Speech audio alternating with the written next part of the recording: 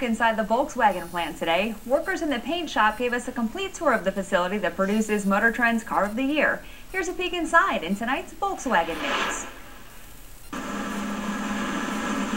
It's a first look inside the working Volkswagen plant. Members of the media took a tour of the paint shop to see why this state-of-the-art facility helped earn Volkswagen LEED certification. In our pre-treat system, we have a rotational dip system, and one of the reasons for this is to reduce the size of our tanks. This helps us reduce our chemical and water usage. And this is a first-of-its-kind operation. And in this booth, in our paint booth, we use a dry scrubber system, and the dry scrubber system eliminates a water scrubbing system.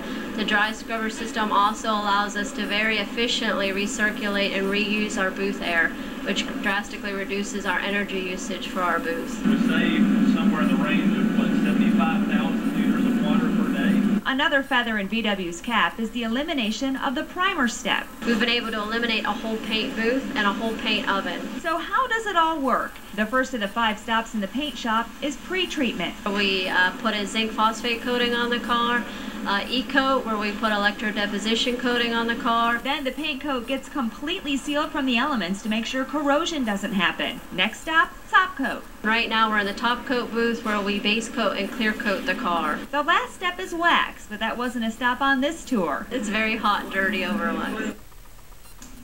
More than 300 people work in the paint shop.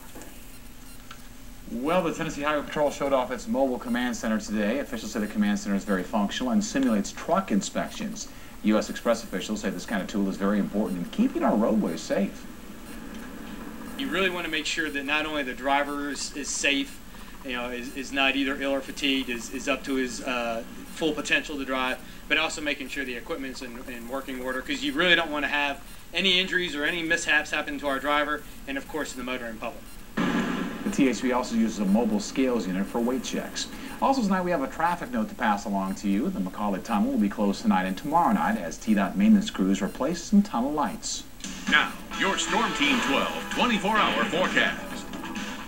Still hot and dry out there right now. Don't see much change of that over the next 24 hours. Here's a look at your forecast. Through the next 12 hours, temperatures will slowly slump into the lower 70s. Some areas only near 75, 76 degrees, but as we head into your weekday tomorrow, look for more dry conditions. I don't see a whole lot of change with temperatures once again soaring into the mid and upper 90s for Thursday. The Samaritan Center helps local kids stock their lockers as they get ready to go back to school, but they get to add a personal touch to it. We'll check it out. And a local store celebrates its opening by giving back to the community. We'll tell you how it could help save lives next.